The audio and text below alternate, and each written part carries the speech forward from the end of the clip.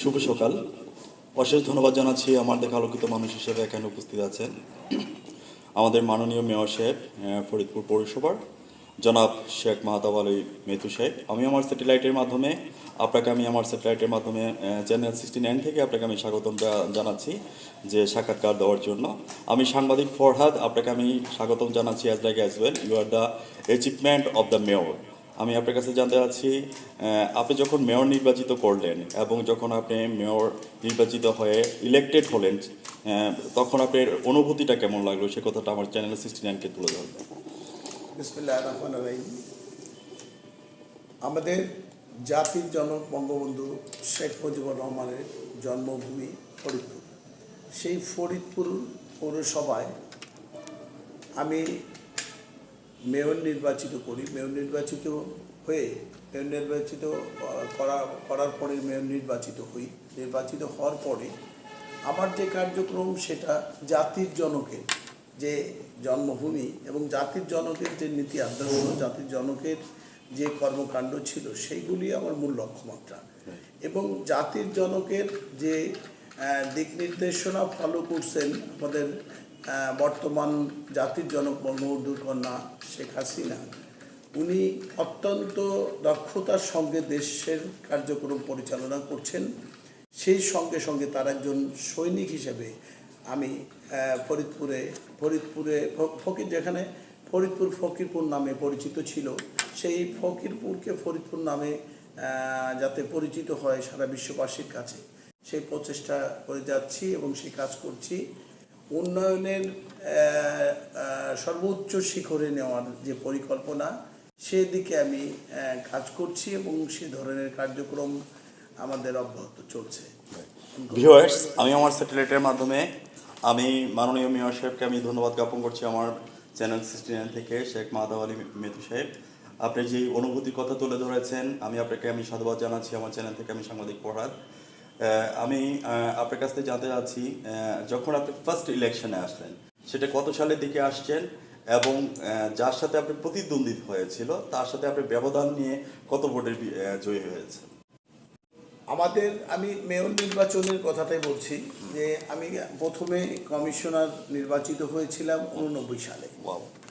তারপরে আবার কমিশনার নির্বাচিত হই, তারপরে কাউন্সিলরে প্রমোশন পাই এবং ভারপ্রাপ্ত মেয়র এবং প্যানেল মেয়রের দায়িত্ব পাই। পর্যায়ক্রমে সেটাও পালন করি। পরবর্তীতে আমি নির্বাচিত মেয়র যখন হই, আমার প্রতিদ্বন্দ্বী ছিল বিএনপির প্রার্থী FM কাইয়ুম জঙ্গি। উনি আমার সঙ্গে প্রায় 2500 ভোটের ব্যবধানে হেরেছিলেন তিনি। ভিউয়ার্স, আমি আমার স্যাটেলাইটের মাধ্যমে মাননীয় মেয়র সাহেবকে আমি ধন্যবাদ জ্ঞাপন করছি যে প্রথম ওনার যখন যাত্রা শুরু হয়েছিল কমিশনার হিসাবে উনি এখানে অ্যাটেন্ড করেছেন। পরবর্তীতে কাউন্সিলর পরে উনি প্যানেল মেয়র হয়েছেন। তারপরে উনি 2011 সালে 2500 ভোটের ব্যবধানে একটা প্লান্টিক শট দিয়ে বিএনপি থেকে যে দাঁড়িয়েছেন তাকে প্লান্টিক শটের মাধ্যমে উনি বিপুল ভোটের জয়ের মালা ছিনিয়ে নিয়ে আসছেন। তো সেই সুবাদে আমি বলবো, কে বলেছে মুজিব নাই? মুজিব আছে বাংলায়, এক মুজিব চলে গেছেন, লক্ষ মুজিব আমার সামনে আছেন। আমি আমার স্যাটেলাইটের মাধ্যমে মাননীয় মেয়র সাহেব জনাব শেখ মাহতাব আলী মেথু সাহেব, আপনাকে আমি ধন্যবাদ জ্ঞাপন করছি।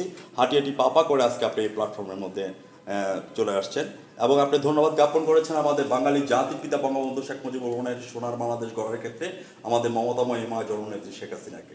তার এই অব্যাহত রাখার জন্য আমি আমার স্যাটেলাইটের মাধ্যমে মাননীয় মেয়র সাহেব, আমি আমার চ্যানেল 69 থেকে আপনাকে আমি সাধুবাদ জানাচ্ছি। পরবর্তীতে আমি জানতে চাচ্ছি যে আপনি জানেন এটা হচ্ছে যে আমাদের বাঙালি জাতির পিতা বঙ্গবন্ধু শেখ মুজিবুর রহমানের 100তম মুজিব বার্ষিকী। এই 100তম মুজিব বার্ষিকীর সামনে রেখে মাননীয় মেয়র সাহেব শেখ মাহতাব আলী মেথু সাহেব, আপনার কাছে আমি জানতে চাচ্ছি যে মুজিব বর্ষের কনসেপ্ট নিয়ে একটু আলোচনা করবেন। আমাদের ফরিদপুরে মুজিব বর্ষর কর্মসূচি নিয়ে, জন্মশতবার্ষিকী উপলক্ষে যে কর্মসূচি নেওয়া হয়েছিল ব্যাপক, সেই ব্যাপক কর্মসূচির মধ্যে আমরা শুরু করেছি মহান আল্লাহ পাক রাব্বিল আলামিনের কাছে জাতির জনক বঙ্গবন্ধুর জন্মশতবার্ষিকীর দোয়া মাহফিল। আমরা ফরিদপুরে সকল মসজিদে একযোগে জাতির জনক বঙ্গবন্ধুর এবং তার পরিবারের সকল যারা আছেন এবং যারা দুনিয়া থেকে চলে গেছে তাদের সকলের জন্য দোয়া আয়োজন করেছি। বিশেষ করে জাতির জনকের জন্য আমরা ব্যক্তিগতভাবে দোয়া কামনা করেছি যে উনি বাঙালি জাতিকে যে দৃষ্টান্তমূলক একটি বাংলা ভাষা, বাঙালির ভাষা, বাংলা ভাষার একটি দেশ উপহার দিয়েছেন। তার ডাকে এদেশ স্বাধীনতার যুদ্ধে লিপ্ত হয়েছিল এবং জাতির জনক বঙ্গবন্ধুর সেই ডাকের কারণেই বাঙালি আজকে স্বাধীনতা পেয়েছে। আমরা স্বাধীন একটি রাষ্ট্র পেয়েছি।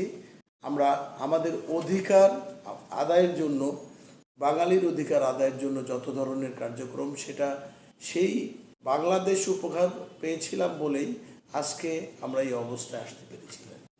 ভিউয়ার্স, আমি আমার স্যাটেলাইটের মাধ্যমে আমি চ্যানেল 69 থেকে এবং ব্রাইট নিউজ 99 অনলাইন চ্যানেল থেকে আপনাকে আমি স্বাগতম জানাচ্ছি যে আপনি মুজিব বর্ষের কনসেপ্টের যে কথা তুলে ধরেছেন। আপনি বাঙালি জাতির পিতা বঙ্গবন্ধু শেখ মুজিবুর রহমানের রুহের মাগফিরাত কামনা করেছেন এবং তার সাথে নিঃস্বভাবে যারা 15 আগস্টে হত্যা করেছেন আমাদের বাঙালি জাতির পিতা বঙ্গবন্ধু শেখ মুজিবুর রহমান সাহেবকে এবং আমাদের ছোট ভাই শেখ রাসেলকে যারা নিঃস্বভাবে হত্যা করেছেন, আপনি তীব্র নিন্দা জানিয়েছেন তাদেরকে। তার ধারাবাহিকতা অব্যাহত রাখার জন্য বাঙালি জাতির পিতার কনসেপ্ট সম্পর্কে মুজিব বর্ষকে সামনে রেখে আমি আপনার কাছ থেকে জানতে চাচ্ছি, একজন আলোকিত মেয়র হিসাবে, শুধু আলোকিত বললে হবে না, একজন কিংবদন্তি মেয়র হিসাবে আমি আপনার কাছ থেকে জানতে চাচ্ছি আমাদের বাঙালি জাতির পিতার বঙ্গবন্ধু শেখ মুজিবুর রহমানের আদর্শের কিছু কথা তুলে ধরবেন। জাতির জনক বঙ্গবন্ধুর আদর্শের কথা বলতে গেলে যেটা সর্বপ্রথম বলতে হয়, জাতির জনক বঙ্গবন্ধুর যতগুলি ভাষণ উনি দিয়েছেন, প্রত্যেকটি ভাষণের মধ্যে কিন্তু উনি বাঙালি জাতির জন্য কি করণীয়, জাতির জন্য কি কাজ, আগামী ভবিষ্যতে কি করতে হবে, প্রত্যেকটি বক্তব্যের মধ্যে কিন্তু তার সেই বক্তব্যতে তিনি বলে গেছেন তার কি আশা ছিল, সে উনি কি বাস্তবায়ন করতে চেয়েছিলেন। তারই কন্যা, জাতির জনক বঙ্গবন্ধুর কন্যা জননেত্রী শেখ হাসিনা, উনি সেই আদর্শ, সেই নীতি ধারণ করেই দেশকে সামনের দিকে এগিয়ে নিয়ে যাচ্ছেন এবং জাতির জনকের যে সবচেয়ে বড় উদ্দেশ্য ছিল যে এই জাতি পরাধীন ছিল, পরাধীন থেকে মুক্ত করে দেশকে স্বাধীন করেছে এবং তার সবচেয়ে বড় ছিল এই দেশে একটি লোকও না খেয়ে থাকবে না, একটি লোকও অসহায় অবস্থায় জীবনযাপন করবে না। সেই আদর্শই কিন্তু আমাদের জাতির জনক বঙ্গবন্ধুর কন্যা শেখ হাসিনা উনি বাস্তবায়নের জন্য যে সকল নির্দেশনা ছিল, যে সকল কার্যক্রম ছিল, প্রত্যেকটি কার্যক্রম কিন্তু উনি করে যাচ্ছেন। যেমন এদেশের অসহায় দুস্থ পরিবারের জন্য ভাতা, বয়স্ক ভাতা, বৃদ্ধ ভাতা, প্রতিবন্ধী ভাতা, মাতৃত্বকালীন ভাতা সহ আরও অন্যান্য ধরনের অনেক প্রোগ্রাম যেগুলি উনি নিয়েছেন এবং আমাদেরকেও আমাদের বিভিন্ন যে প্রতিষ্ঠানগুলি আছে, পৌরসভা সহ অন্যান্য যে প্রতিষ্ঠান আছে, এর মাধ্যমেও কিন্তু আমরা অনেক কার্যক্রম করতে পেরেছি। ওনার নীতি, ওনার নির্দেশনা অনুযায়ী আমরা দেখে ওনার এটা লক্ষ্য করে আমরা সেগুলি বাস্তবায়ন করে যাচ্ছি। জননেত্রী শেখ হাসিনা উনি যেমনিভাবে দেশকে পরিচালনা করছেন, সারা বিশ্বের বুকে বাঙালি জাতিকে একটা সর্বশ্রেষ্ঠ জাতি হিসেবে গণ্য করার জন্য উনি সর্বোচ্চ চেষ্টা করে যাচ্ছেন। ভিউয়ার্স, আমি আমার সেক্রেটারির মাধ্যমে জনাব শেখ মাহতাব আলী মেথু শেখ একজন মেয়র হিসাবে, সফল মেয়র হিসেবে আপনাকে আমি ধন্যবাদ জ্ঞাপন করছি। আপনি আমাদের বাঙালি জাতির পিতা আদর্শের কথা তুলে ধরেছেন এবং তার সাথে আপনি তুলে ধরেছেন বিভিন্ন ভাষণের কথা তুলে ধরেছেন। তার এই ধারাবাহিকতা রক্ষা করার জন্য আমি বলবো, এবারেই সংগ্রাম মুক্তির সংগ্রাম, এবারেই সংগ্রাম স্বাধীনতার সংগ্রাম। আমাদের বাঙালি জাতির পিতা বঙ্গবন্ধু শেখ মুজিবুর রহমান 7 মার্চে ভাষণ দিয়েছিলেন। সেই 7 মার্চের ভাষণের মধ্যে উনি যখন 7 মার্চের ভাষণ দিয়েছিলেন, দীর্ঘ 41 বছর পর ইউনেস্কো কর্তৃক ওনাকে মেমোরি অফ দ্য ওয়ার্ল্ড নামে ভূষিত করেছেন। আপনি জানেন, আপনাকে আমি একটু থ্যাঙ্কস জানাতে হবে। আমাদের বাঙালি জাতির পিতা বঙ্গবন্ধু শেখ মুজিবুর রহমানের প্রথম স্টার্টিংটা হচ্ছে শেখ, আপনার নামের প্রথম দ্বিতীয় স্টার্টিংটা হচ্ছে শেখ। এর জন্য আমি গ্রেড অফ স্যালুট জানাচ্ছি একজন শেখ পরিবারের থেকে আপনি জন্মগ্রহণ করার জন্য। তো সেই ক্ষেত্রে 7 মার্চের ভাষণের উপরে যে ইউনেস্কো কর্তৃক উনি একটা অলিখিত ভাষণের উপরে মেমোর অফ দ্য ওয়ার্ল্ড নামে ভূষিত হয়েছে। তো সেই ক্ষেত্রে একজন আদর্শ মেয়র এবং আলোকিত এবং কিংবদন্তি মেয়র হিসেবে আপনার অনুভূতির কথা তুলতে হবে মাননীয় মেয়র সাহেব জনাব মাহতাব আলী মেথু সাহেব। মাননীয় প্রধানমন্ত্রী তিনি যে ইউনেস্কো কর্তৃক অ্যাওয়ার্ডটা পেয়েছিলেন, সে অ্যাওয়ার্ডের মূল উদ্দেশ্য ছিল যে আমাদের রোহিঙ্গা ইস্যুটি ছিল তার মধ্যে অন্যতম। যে সারা বিশ্বে যে ধরনের সাহসিকতা এবং যে ধরনের কর্মকাণ্ড কেউ কোনোদিন করতে পারেনি, তার অন্যতম কর্মকাণ্ড আমাদের জাতির জনক বঙ্গবন্ধুর কন্যা মাননীয় প্রধানমন্ত্রী শেখ হাসিনা সেই সাহসিকতার পরিচয় দেখিয়েছেন এবং সেটা বাস্তবায়ন করেছেন। যে তিনি যে একজন সত্যিকার অর্থে মা এবং তিনি যে একজন সত্যিকার অর্থেই নেত্রী, মা এবং জননেত্রী, মানে জনগণের নেত্রী, সেটার বহিঃপ্রকাশ কিন্তু উনি সেটা আমাদের কাছে দিয়েছেন। এবং সেটার মাধ্যমে আমরা বুঝতে পেরেছি যে আমাদের মাননীয় প্রধানমন্ত্রী কি করতে চান এবং ওনার কি উদ্দেশ্য এবং ওনার কি নীতি, উনি আমাদেরকে সেটা বিভিন্নভাবে বুঝিয়েছেন এবং আমাদের জাতিকে উনি যে উপহার দিয়েছেন। আমাদের মাননীয় প্রধানমন্ত্রী যে ইউনেস্কো কর্তৃক অ্যাওয়ার্ডটি পেয়েছেন, সে অ্যাওয়ার্ডটি আমাদের জাতির একটা বড় ধরনের প্রাপ্য, যে জাতিকে উনি ইউনেস্কো কর্তৃক এই যে অ্যাওয়ার্ড এনে জাতিকে উপহার দিয়েছেন, যেটা পূর্বে কোনোদিনই কারো দ্বারা সম্ভব হয়নি এ ধরনের প্রতিভা দেশে নিয়ে আসার জন্য। এই জন্য আমি মাননীয় প্রধানমন্ত্রীর যে দিক নির্দেশনা এবং যে কর্মকাণ্ডগুলি আমরা প্রত্যেকটি সেক্টরে, বিশেষ করে জনপ্রতিনিধি যারা মাননীয় প্রধানমন্ত্রীর নেতৃত্বে যারা চলি, আমরা তার কর্মকাণ্ডগুলি ফলো করি এবং সেইগুলিকে বাস্তবায়ন করেই আমরা এই দেশকে আরও সামনের দিকে নিয়ে যেতে চাই। ভিউয়ার্স, আমি আমার স্যাটেলাইটের মাধ্যমে আপনাকে আমি ধন্যবাদ জ্ঞাপন করছি যে বাঙালি জাতির পিতা বঙ্গবন্ধু শেখ মুজিবুর রহমানের 7 মার্চের ভাষণের উপরে যে স্বীকৃতি পেয়েছে মেমোর অফ দ্য ওয়ার্ল্ড, আপনি ধন্যবাদ জ্ঞাপন করেছেন ইউনেস্কোকে। তার সাথে আপনি ধন্যবাদ জ্ঞাপন করেছেন আমাদের বাঙালি জাতির পিতা বঙ্গবন্ধু শেখ মুজিবুর রহমানের সুযোগ্য কন্যা মমতাময়ী মা জননেত্রী শেখ হাসিনাকে, ইউনিটি অফ মাদার নামে যিনি পরিচিত, এবং তারই ধারাবাহিকতা অব্যাহত রাখার একটা মূল উদ্দেশ্য আপনি এখানে তুলে ধরেছেন 7 মার্চের অ্যাচিভমেন্ট, যে বিশ্বের বুকে 83 জন president member of the world নামে ঘোষিত হয়েছে। আমাদের আলোকিত মেয়র হিসেবে আপনি জানেন যে আমাদের বাঙালি জাতির পিতা বঙ্গবন্ধু শেখ মুজিবুর রহমান 83 জন প্রেসিডেন্টের মধ্যে ওয়ান অফ দেম, যিনি কিনা একটি অলিখিত ভাষণ দিয়েছিলেন, আর আব্রাহাম লিঙ্কন। আর বাকি যারা দিয়েছিলেন তারা দেখে দেখে ভাষণ দিয়েছিলেন। হ্যাঁ, ঠিক তদ্রূপভাবে যখন উনি 7 মার্চের ভাষণ দিবেন, তার পূর্ব রাত্রের ঘটনা, উনি ধানমন্ডি 32 নম্বর বাসভবনে এক স্থান থেকে এক রুম থেকে আরেক রুম থেকে আরেক রুমের মধ্যে পাইচারি করছিলেন। ইতিমধ্যে ওনার সহধর্মিণী এসে ওনাকে প্রশ্ন করলেন যে তোমাকে আমার এই জীবনের মধ্যে কখনো তোমাকে আমি এরকম অবস্থা দেখতে পাচ্ছেন, তুমি কী ধরনের টেনশন করছো? তখন উনি অভয় দিয়ে একটি কথা বললেন যে আমাকে আগামী দিন রেসপন্স মজাদের 7 মার্চের ভাষণ দিতে হবে। আমি কিছুই শিখি নাই, কিছুই পড়ি নাই, কিছুই লিখি নাই, আমি কী ধরনের ভাষণ দেবো? তো ওনার সহধর্মিণী ওনাকে অভয় দিয়ে বললো যে তোমার মন থেকে যেটা আসবে সেটাই তুমি তুলে ধরবে। তো অবশেষে আমরা দেখেছি যে 7 মার্চের ভাষণ যখন উনি দিয়েছেন, বজ্রকণ্ঠে উনি তুলে তোলেন এবার এই সংগ্রাম মুক্তির সংগ্রাম, এবার এই সংগ্রাম স্বাধীনতার সংগ্রাম। এই যে একটা পটভূমির কথা আপনি তুলে ধরেছেন, এটার মধ্যে দিয়ে আমাদের বাঙালি মানচিত্র সম্পূর্ণ জিনিসটা তুলে ধরলো। ক্ষুধামুক্ত দেশ, দারিদ্র্যমুক্ত দেশ, বিধবা মুক্ত দেশ, মুক্তিযুদ্ধদের কথা তুলে আসছে, আমাদের মা বোনদের ইজ্জতের কথা তুলে আসছে, এই কথাটার মধ্যে আপনি তুলে ধরেছেন। এবং সবচেয়ে বড় যে একটা ইস্যু তুলে ধরেছেন রোহিঙ্গা। এই যে আজকে যে রোহিঙ্গার জন্য যে আজকে আমাদের মমতাময়ী মা জননেত্রী শেখ হাসিনা, আপনি জানেন এর আগে 4 লক্ষ রোহিঙ্গা আমাদের বাংলাদেশের মধ্যে আবির্ভাব করেছে এবং পরবর্তীতে আবার মোর দেন 12 লক্ষ রোহিঙ্গা আসছে। এখন বর্তমানে প্রায় 16 থেকে 17 লক্ষ রোহিঙ্গা আছেন।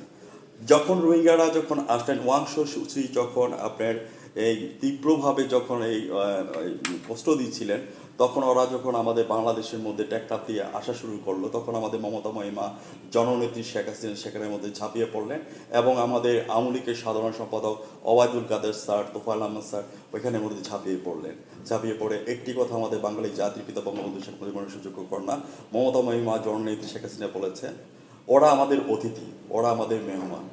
আমার খাবার আমি 3 বেলা খাবারকে 1 বেলা খাবো, 2 বেলার খাবার তাদেরকে ভাগাভাগি করে খাওয়াবো। হ্যাঁ, এই যে একটা দারুণ একটা অ্যাচিভমেন্ট একটা নিয়েছে, এই যে 7 মার্চের যে পটভূমির কথা তুলে ধরলেন, এই যে রোহিঙ্গার ইস্যুটা যে আজকে যে একটা সমাপ্তির পথে নিয়ে আসছেন, এই যে কথাটা তুলে ধরলেন, এটার জন্য আমি আপনাকে অশেষ ধন্যবাদ জ্ঞাপন করছি রোহিঙ্গা ইস্যুকে নিয়ে আসার জন্য, আজকে একটা অ্যাচিভমেন্টের জন্য। এবং আমরা তীব্র নিন্দা জানাচ্ছি ওয়াং সুসুচিকে, যারা নিঃস্বভাবে যাদেরকে হত্যা করেছেন এবং এই রোহিঙ্গাদেরকে নিয়ে ইয়ে করেছেন। এনিয়াও পরবর্তীতে আমি চলে যাচ্ছি। এখানে তোর দাদির কবর ডালিম গাছের তলে, 30 বছর ভিজিয়ে রেখেছি 2 নয়নের জলে, এতটুকু তারে ঘরে এনে যেন পুতুলের মতো মন। আমার এখানে বলার অর্থ হচ্ছে, কে বলেছে মজিব নাই? মজিব আছে বাংলায়, এক মজিব চলে গেছেন, লক্ষ মজিব আমার সামনে আছে। আমি মাননীয় মেয়র সাহেব আপনার কাছ থেকে আমি জানতে চাচ্ছি, যারা নিঃস্বভাবে আমাদের বাঙালি জাতির পিতা বঙ্গবন্ধু শেখ মুজিবুরকে হত্যা করেছেন, আমরা এই এখানে ফরিদপুরে যার জন্মস্থান আমাদের বাঙালি জাতির পিতা বঙ্গবন্ধু শেখ মুজিবুর, সেদিন আপনারা একটি কথাই তুলে ধরেছিলেন যে তাদের বিচার আওতাধীন আনার জন্য।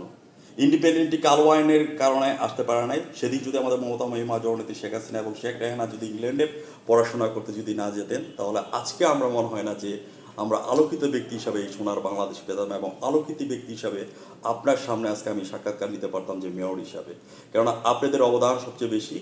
যে ইন্ডিপেন্ডেন্ট কালো আইনে যখন আসছে, তখন আমাদের বাঙালি জাতির পিতা বঙ্গবন্ধু শেখ মুজিবুর সোনার বাংলাদেশ গড়ার ক্ষেত্রে তাদেরকে আইনের কাঠ গড়া আইনের সর্বোচ্চ শাস্তি আমরা মৃত্যুদণ্ড কামনা করেছি। আপনি জানেন, আপনাদের স্লোগান যখন আসছে, তাদেরকে আইনের কাঠ গড়ায় আইনে মৃত্যুদণ্ড দিতে পেরেছি। এখনো বিদেশের মধ্যে কিছু পলাতক আছে। তো সেই ক্ষেত্রে আমি জানতে চাচ্ছি, যারা বিদেশে পলাতক আছে তাদেরকে কি করা উচিত, একজন মাননীয় মেয়র হিসেবে আপনার কাছ থেকে জানতে চাচ্ছি। তাদেরকেও ইতিমধ্যে শাস্তি প্রদান করা হয়েছে। যারা দেশের বাইরে অবস্থান করছে তাদেরকে দ্রুত গতিতে দেশে এনে আইনানুগ ব্যবস্থা করার জন্য আমি সম্মানিত জননেত্রী শেখ হাসিনা, আমাদের মাননীয় প্রধানমন্ত্রীর কাছে বিনীতভাবে নিবেদন করছি। ভিউয়ার্স, সফল মেয়র হিসেবে যে কথাটা তুলে ধরলেন, উনি আমাদের মাননীয় প্রধানমন্ত্রী মমতা মহিমা জননেত্রী শেখ হাসিনার কাছে দৃষ্টি আকর্ষণ করেছেন, এবং আমাদের আইনমন্ত্রী আনিস ইসলামের সাথে দৃষ্টি আকর্ষণ করেছেন। তাদেরকে বিদেশ থেকে ইন্টারপোলের মাধ্যমে হলেও বাংলা মাটিতে এনে পূর্বের বিচারাধীন করা হয়। আমি টেবিল টসের শেষ পয়েন্টের মধ্যে চলে আসছি। সেটা আমি একটি কথা বলবো, যে আমাদের বাঙালি জাতির পিতা বঙ্গবন্ধু শেখ মুজিবুর সুযোগ্য কন্যা মমতা মহিমা জননেত্রী শেখ হাসিনা এবং ওনার সুযোগ্য পুত্র আইসিটির উপদেষ্টা সজীব ওয়াজেদ জয়, যিনি কিনা ডিজিটাল বাংলাদেশের ঘোষণা দিয়েছে 2021 থেকে 41 সালের মধ্যে আমাদের দেশটি ডিজিটাল বাংলাদেশে পরিপূর্ণ হবে। আজকে আমি আপনার কাছ থেকে জানতে চাচ্ছি, একজন সফল মেয়র হিসেবে ডিজিটাল বাংলাদেশের কি কি সুযোগ সুবিধা আপনি দেখতে পাচ্ছেন, সেই সম্পর্কে তুলে ধরবেন। ডিজিটাল বাংলাদেশ সজীব ওয়াজেদ জয় সাহেব আমাদের আইসিটির উপদেষ্টা, সম্মানিত উপদেষ্টা, উনি উদ্বোধন করেছেন পৌরসভা এবং ইউনিয়ন পরিষদ লেভেলে জাতিকে যাতে ঘরে বসে সকল নাগরিক সেবা পায়, সে কার্যক্রম আজকের এই ডিজিটাল সেবা। ডিজিটাল সেবা ইউনিয়ন পরিষদ থেকে যে ডিজিটাল সেবাগুলি নেওয়া হচ্ছে, সেগুলি যে পূর্বে একটা সার্টিফিকেটের জন্য আবেদন করতে হতো, আবেদন করলে দেখা যেত তার ওই সার্টিফিকেটটি পেতে মিনিমাম 3, 4, 5, 7 দিন লেগে যেত, আবার কোনো কোনো সময় দেখা যেত দীর্ঘদিন ঘুরতে হতো। সেই কাজটি আজকে নেই, কিন্তু ইউনিয়ন লেভেলে বেশিরভাগ ইউনিয়ন লেভেলে ডিজিটাল সার্ভিস সেন্টার চালু হয়ে গেছে।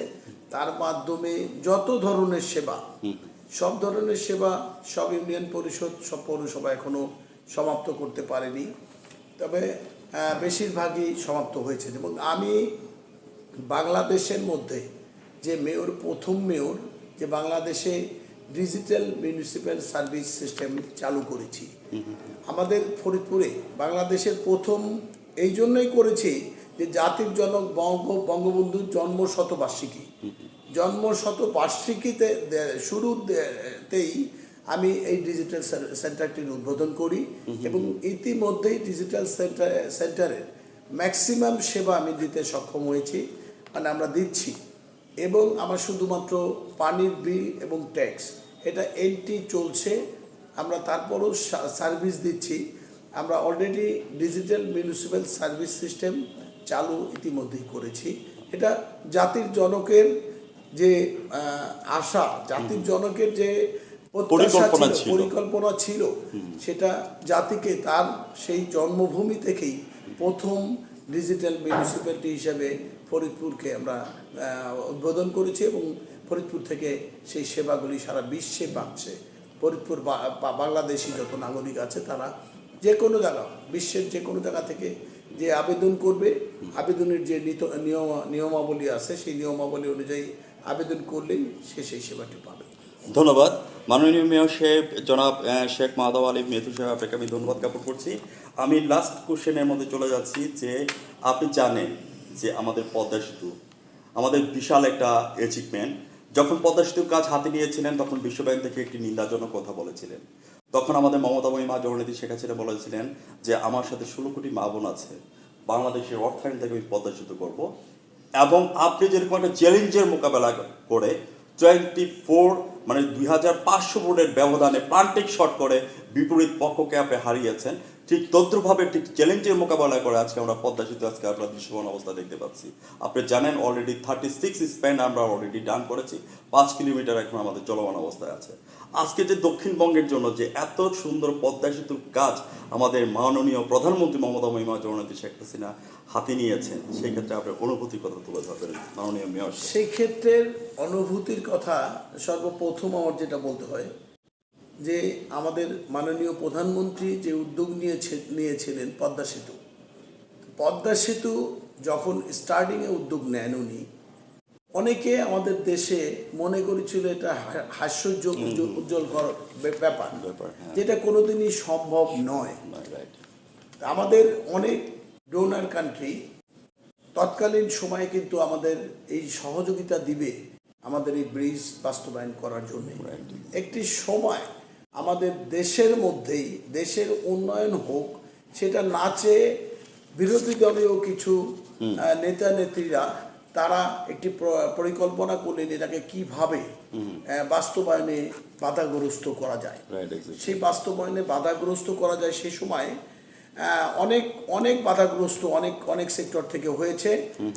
তৎকালীন সময়ে মাননীয় প্রধানমন্ত্রী যে উদ্যোগ নিলেন সাহসিকতার সাথে, যে আমাদের দেশনেত্রী জাতির জনক বঙ্গবন্ধুর কন্যা মানব কন্যা মাননীয় শেখ হাসিনা, তিনি সাহসিকতার সাথে বলেছেন যদি কোনো দাতা সংস্থা আমার সঙ্গে নাও থাকে, আমি আমার দেশের 16 কোটি বাঙালি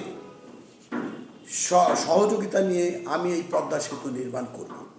তখনও কিন্তু একটি কুচক্রী মহল মনে করেছিল এটা একটা পাগলের প্রলোভ মনে করেছিল, কিন্তু সেই পাগলের প্রলোভ মনে করলেও আমাদের মাননীয় প্রধানমন্ত্রী শেখ হাসিনা উনি কিন্তু সেটা বাস্তবায়ন করে ইতিমধ্যেই বাস্তবায়নের শেষ পর্যায়ে নিয়ে এসেছেন এবং সেটা বাস্তবায়ন করে সারা বিশ্ববাসীকে দেখিয়ে দিবেন